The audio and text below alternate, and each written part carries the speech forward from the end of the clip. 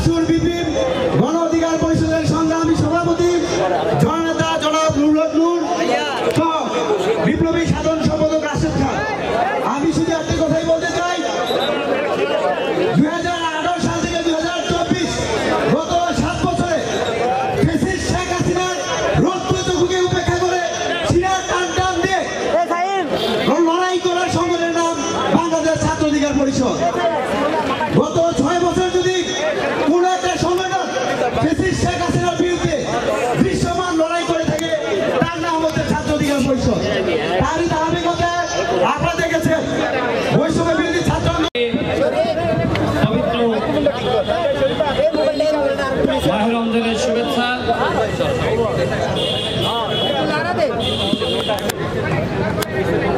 গণ অধিকার পরিষদ চাঁদপুর জেলা শাখা কর্তৃক আয়োজিত আজকের এই ইফতার প্রোগ্রাম, আজকের এই অনুষ্ঠানে প্রধান অতিথি হিসেবে উপস্থিত আছেন গণ অধিকার জননেতা নুরুল নূর।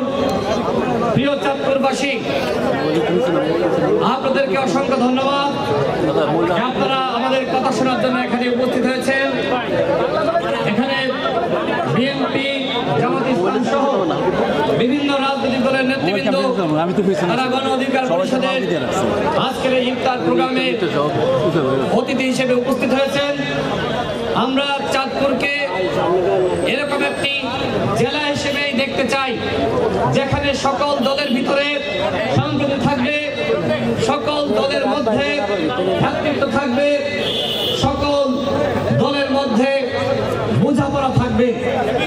এই যে গণঅভ্যুত্থান, এই গণঅভ্যুত্থানে আপনারা চাঁদপুরবাসী আপনারা অগ্রগণ্য ভূমিকা রেখেছেন। আমরা পত্র পত্রিকায় সেই ভূমিখাদক আমরা সেলিমের নাম শুনেছি, যাকে আশ্রয় প্রশ্রয় দিত ওই দামি মন্ত্রী দীপুমণি। আজকে দীপুমণিরা কোথায়? চাঁদপুরে বিএনপি, জামাত, গণ অধিকার পরিষদের নেতাকর্মীরা ঘরে ঘুমাতে পারে নাই। তারা ভিন্ন মতের উপরে যেভাবে দমন পীড়ন করেছিল, খোদা তাআলার পক্ষ থেকে তাদের ঠিক একইভাবে পতন নিশ্চিত করা হয়েছে। আওয়ামী লীগ সীমা লঙ্ঘন করেছিল, ভিন্ন মতের উপরে দমন পীড়ন করেছিল, কিন্তু আমরা যেন আওয়ামী লীগ না হই। আমাদের আচরণ কাজের মাধ্যমে প্রমাণ করতে হবে যে আমরা আগামীর নতুন বাংলাদেশ গঠন করতে চাই। নতুন বাংলাদেশ গঠন করতে হলে আমাদের সকলকে এক এবং একতাবদ্ধ থাকতে হবে। আমি চাঁদপুরের বিএনপির নেতৃবৃন্দ, জামাত ইসলামের নেতৃবৃন্দ, গণ অধিকার পরিষদের নেতৃবৃন্দ, ইসলামী আন্দোলন বাংলাদেশ সহ চাঁদপুরের সমস্ত রাজনৈতিক নেতৃবৃন্দকে বলবো, আপনারা এক থাকুন। এই চাঁদপুরে আর যেন আওয়ামী স্টাইলে কোন রাজনীতি ফিরে না আসতে পারে, আর কোন দীপুমণির জন্ম না হতে পারে। আমরা চাই এই চাঁদপুরে আর কোন ওই ভূমিখাদক সেলিমের জন্ম না হতে পারে। দীপুমণি বাংলাদেশের শিক্ষা ব্যবস্থাকে ধ্বংস করেছে, সে এই চাঁদপুরের কলঙ্ক। তারপরে লজ্জা নাই, আপনারা দেখবেন যখন তাকে কোর্টে তোলে নির্লজ্জের মতন খিলখিলিয়ে হাসতে হাসতে সে কোর্টে আদালতে ওঠে। এই চাঁদপুরে আর কোন দীপুমণির জন্ম হতে দেওয়া যাবে না। সাথী বন্ধুগণ, সময় সংক্ষিপ্ত, যে কারণে আমি শেষ করব। আমরা যে নতুন বাংলাদেশের স্বপ্ন দেখছি, এই নতুন বাংলাদেশ গড়তে হলে আমাদের জাতীয় ঐক্য এবং সংহতির কোনো বিকল্প নাই। আজকে আমরা লক্ষ্য করছি যে বিভিন্ন জায়গায় বিভাজন, আজকে আইন শৃঙ্খলা পরিস্থিতির অবনতি। সরকারের কাছে আমাদের যে প্রত্যাশা ছিল, এখন পর্যন্ত সেই প্রত্যাশা পূরণ হয়নি। আমরা সরকারকে বলবো, আমরা প্রত্যেকটা দল আপনাদের সহযোগিতা করতে চাই। আমরা চাই রাষ্ট্র সংস্কার, গণহত্যার বিচার এবং একই সাথে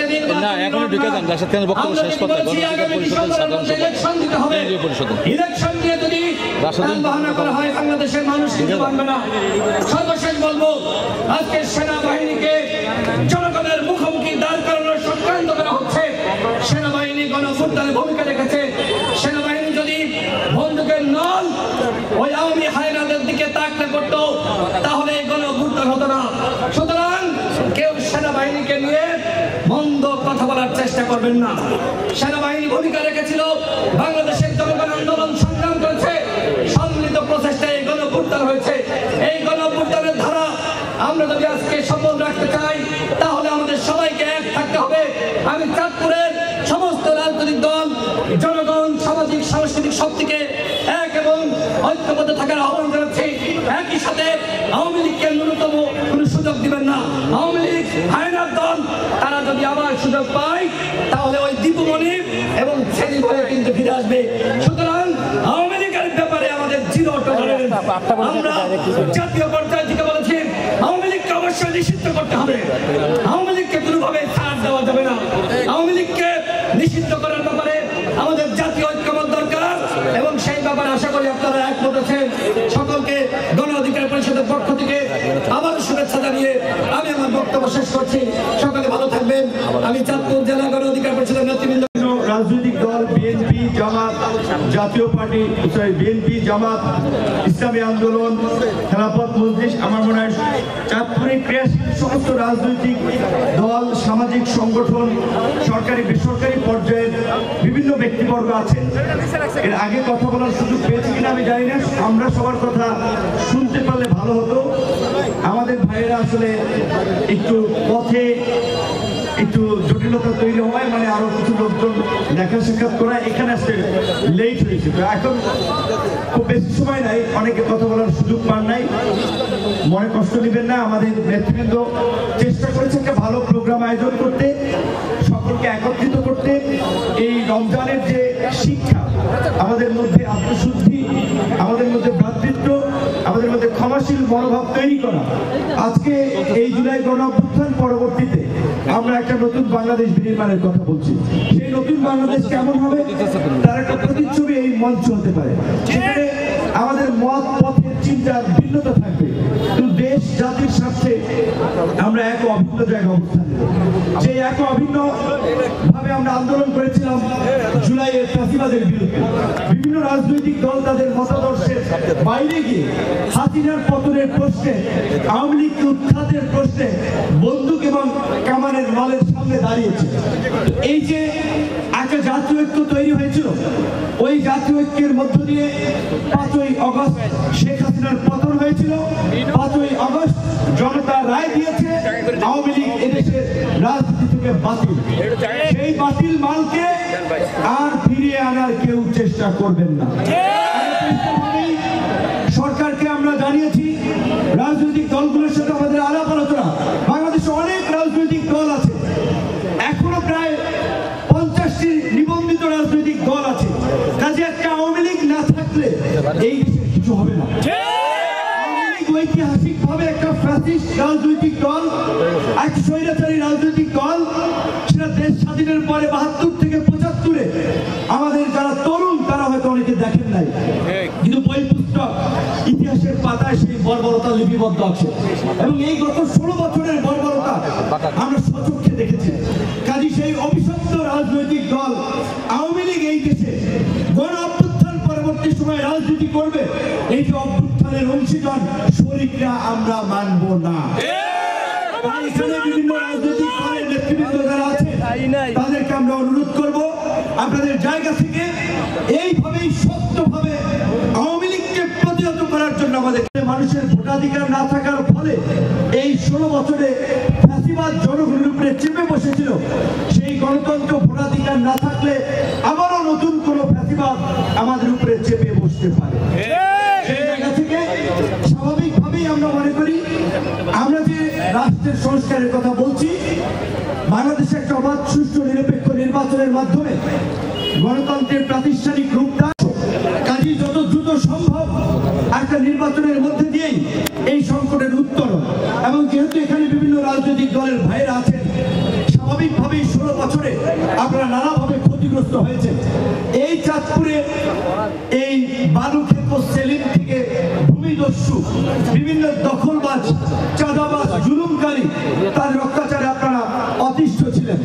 তাই আজকে মানুষ যেন আমাদের মধ্যে আমরা সকল এই অভ্যুত্থানের অংশীদাররা বলছি, আমাদের মধ্যে ওই আওয়ামী লীগের কোন অপকর্মের আমাদের মধ্যে যেন খুঁজে না পায়, মানুষ যেন না বলতে আগেই ভালো ছিলাম।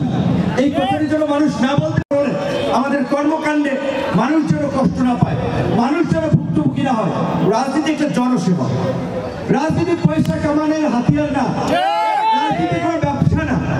রাজনীতি যদি নিজের ঘরের খেয়ে বরের মোষ তাড়াতে পারেন তাহলে তারা রাজনীতি করবে। বিশেষ করে এখানে বিভিন্ন রাজনৈতিক দলের নেতৃবৃন্দ আছে, তারা যদি একত্রিত হয়ে এইভাবে এলাকার উন্নয়ন সমস্যার প্রশ্নে যদি মাঝে মাঝে আলাপ আলোচনা করে বসে, ইনশাআল্লাহ আমরা খুব দ্রুত সময়ের মধ্যেই শুধু চাঁদপুর নয়, সারা বাংলাদেশে একটা নতুন বাংলাদেশের যে আকাঙ্ক্ষা জনগণের মাঝে আমরা দেখতে পাচ্ছি, আমরা সেই জায়গায় দেশকে নিয়ে যেতে পারবো। একটা কথা আমি এই জেলার নেতৃবৃন্দ মঞ্চে আছে, অন্য জেলায় ইফতারির সুযোগ হয় নাই, 12 দিন ছিলাম দেশের বাইরে, প্রথম ঢাকার বাইরে এই চাঁদপুরে একটি প্রোগ্রাম অংশ নিচ্ছি। আমরা অনুরোধ করবো, আল্লাহর কাছে মোনাজাত করবো, ফরিয়াদ করবো, এই মঞ্চে এই ভরা মজলিসে যার হাতখানা আল্লাহ পছন্দ করে, যার ইবাদত আল্লাহ কবুল করে, তার উসিলায় এই দেশের মানুষের মধ্যে যে জুলাই গণ অভ্যুত্থানকে কেন্দ্র করে যে ঐক্য প্রতিষ্ঠা ছিল, সেটি যেন আল্লাহ আরো সুদৃঢ় করে দেয়। অন্তত আগামী 10 বছর এই দেশকে স্থিতিশীল রাখার জন্য, দেশের স্বাধীনতা সার্বভৌমত্ব সুরক্ষিত করার জন্য আমাদের এই জাতীয়ত্ব ধরে রাখতে হবে। যদিও এই আন্দোলনের কিছু ছাত্র নেতৃবৃন্দ গত কয়েকদিনের বক্তব্য পুরো জাতিকে একটা বিভ্রান্তির মধ্যে ফেলে দিয়েছে। আপনারা দেখেছেন আমাদের ছোট ভাই, আমাদের ছাত্র নেতারা একজন কথা বলছে, আরেকজন বলছে যে এইভাবে হয় নাই, আরেকজনে বলছে যে না, তাদের দুইজনের একজনে মিথ্যা কথা বলেছে। তো আমাদের যারা দায়িত্বশীল জায়গা আছে ছাত্র নেতৃত্বকে, তাদেরকে অনুরোধ করবো, কিন্তু দায়িত্বের সাথে কথা বলুন। এমন কথা বলবেন না যেটা একটা শঙ্খ উস্কে দেবে, ষড়যন্ত্রকারীদের ফায়দা লোটার রাস্তা তৈরি করে দেবে। আর 2 মিনিট বাকি আছে, এই মুহূর্তে যে মোনাজাত একজনে করবেন তাকে বলে রাখি। তো আমি যেটা বলছিলাম, আমি এইটুকু বলবো, আজকে এই আন্দোলনে ছাত্রদের, তরুণদের ভূমিকা ছিল। তারা নিজেদের জীবন বিসর্জন দিয়ে, নিজেদের জীবনকে তুচ্ছ তাচ্ছিল্য করে বন্দুকের নলের সামনে দাঁড়িয়েছে। কিন্তু একইভাবে এই যে এখানে আমাদের চুল পাকা সাদা, দাড়িওয়ালা সাদা, বিএনপির লোক, জামাতের লোক, ইসলামী আন্দোলনের লোক, হেফাজতের লোক, খেলাফতের লোক, বিভিন্ন দলের লোক, এই মানুষগুলোও কিন্তু গত 16 বছর নানাভাবে নিগৃহীত হয়েছে, লাঞ্ছিত হয়েছে, এলাকায় থাকতে পারে নাই, বাড়িতে থাকতে পারে নাই, তারপরেও কিন্তু হাসিনার সাথে আপোষ করে নাই। রাজনৈতিক নেতৃবৃন্দর এই আপোষহীন লড়াই কিন্তু এই প্রেক্ষাপট তৈরি হয়ে করেছে, এটি আমাদের ভুলে গেলে চলবে না। এককভাবে কেউ কিছু করতে পারে না। 16 বছরে নানান কারণে হয়তো আমরা ইউনাইটেড হতে পারি নাই, যার ফলে আমরা পরিবর্তন করতে পারি নাই। কিন্তু জুলাই গণ অভ্যুত্থানকে কেন্দ্র করে যখনই আমরা আওয়ামী ফাঁসিবাদের বিরুদ্ধে দল মত নির্বিশেষে রাজপথে নেমে এসেছি, এই গণ অভ্যুত্থান সফল হয়েছে। এই গণ অভ্যুত্থানে রাজনৈতিক, সামাজিক বিভিন্ন সংগঠনের নেতৃবৃন্দ, ছাত্র, আলেম ওলামাদের পাশাপাশি প্রশাসনেরও বড় একটা অংশ সেই দিকে জনগণের কাতারে এসে দাঁড়িয়েছে। আপনারা যদি ঐতিহাসিকভাবে লক্ষ্য করেন, 71-এর মুক্তিযুদ্ধ থেকে শুরু করে 75-এর সিপাহী জনতার বিপ্লবের মধ্যে দিয়ে জিয়াউর রহমানকে মুক্ত করা, 90-এর স্বৈরাচার বিরোধী আন্দোলনে এরশাদের বিরুদ্ধে দাঁড়ানো, এবং 24-এও সেনাবাহিনী কিন্তু শেষ পর্যন্ত জনগণের কাতারে এসে দাঁড়িয়েছে। কাজেই সেনাবাহিনীকে কিংবা পুলিশকে, কোনো বাহিনী, সংস্থা, প্রতিষ্ঠানকে বিতর্কিত করা যাবে না। এগুলো রাষ্ট্রীয় প্রতিষ্ঠান, আমার আপনার ভ্যাট ট্যাক্সের পয়সায় চলে। আমরা যারাই সরকার গঠন করি, রাষ্ট্র চালাই, রাষ্ট্র চালাতে এই প্রতিষ্ঠানগুলোকে আমাদের লাগবে। যারা এই প্রতিষ্ঠানকে কলঙ্কিত করেছে তাদেরকে বিচারের মুখোমুখি করা হবে, তাদের বিচার নিশ্চিতের জন্য আমরা আওয়াজ তুলব, কিন্তু প্রতিষ্ঠানগুলোর সম্মান রক্ষা করাও কিন্তু আমাদের দায়িত্ব। সবাই ভালো থাকবেন, সুস্থ থাকবেন, আল্লাহ।